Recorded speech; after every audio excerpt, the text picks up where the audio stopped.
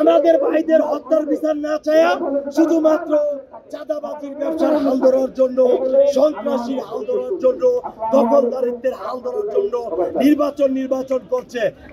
ভাইদের হত্যার বিচার না করে নির্বাচন নিয়ে সংলাপ করেন, রোজ কিয়ামতের দিন রাজনৈতিক দল জুলাই মাসে গ্রেফতারের বইয়ে আগেই বলেছে এই আন্দোলনের সাথে আমাদের কোনো সম্পৃক্ততা নেই, এই আন্দোলন সম্পূর্ণ ছাত্রদের আন্দোলন।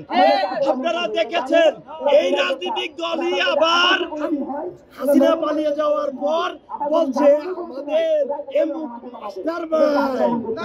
আপনারা দেখেছেন বাংলাদেশের একটি বড় রাজনৈতিক দল তারা ক্ষমতায় যায় নাই, তারা এখনই চাঁদার জন্য পাথর দিয়ে থেতলিয়ে মানুষকে হত্যা করছে। আপনারা দেখেছেন তারা ক্ষমতায় যান নাই, এখনই অফিস ভাড়া নিয়ে ভাড়া চাইতে গেলে কিভাবে পিটিয়ে বাড়িওয়ালাদের হত্যা করছে। আপনারা দেখেছেন তারা ক্ষমতায় যায় নাই, এখনই তারা বলছে নির্বাচন তারা নিজেরাই ঘোষণা করে নেব। আপনারা দেখেছেন তারা ক্ষমতায় যায় নাই, অথচ জোর জবরদস্তি করে তারা সময় টিভি অফিস দখল করেছে।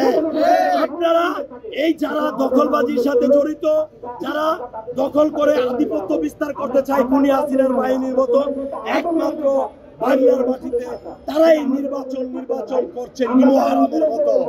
এই নিমহারাম গুলো আমাদের ভাইদের হত্যার বিচার না চায়া শুধুমাত্র চাঁদাবাজির ব্যবসার হাল ধরার জন্য, সন্ত্রাসীর হাল ধরার জন্য, দখলদারিত্বের হাল ধরার জন্য নির্বাচন করছে। কে ইনু সাহেব কি দেখে না সমগ্র বাংলাদেশে চাঁদাবাজি হচ্ছে? বাংলাদেশের নাম্বার 1 চাঁদাবাজের একটি বড় দল। এই চাঁদাবাজের দলেরা হুমকি দিচ্ছে, এই চাঁদাবাজের দলেরা হত্যা করছে, এই চাঁদাবাজের দলেরা প্রকাশ্যে মানুষকে হুমকি দিচ্ছে নির্বাচন দেওয়ার জন্য। কোন নির্বাচন নাই, কিসের নির্বাচন? আগে আমাদের ভাইদের হত্যার বিচার। আপনারা জানেন যেই রাজনৈতিক বড় দলরা নির্বাচন করতেছে তারা আর আওয়ামী লীগের মধ্যে কোনো পার্থক্য নাই। এক ভাই করতো আওয়ামী লীগ, আরেক ভাই হচ্ছে বাংলাদেশের বড় একটি রাজনৈতিক দল করে। আপনি কি মনে করেন যে বাংলাদেশের বড় একটি দল করে সে ক্ষমতায় গেলে তার ভাই যে আওয়ামী লীগ করতো, তার ভাই যে ছাত্র হত্যার সাথে জড়িত,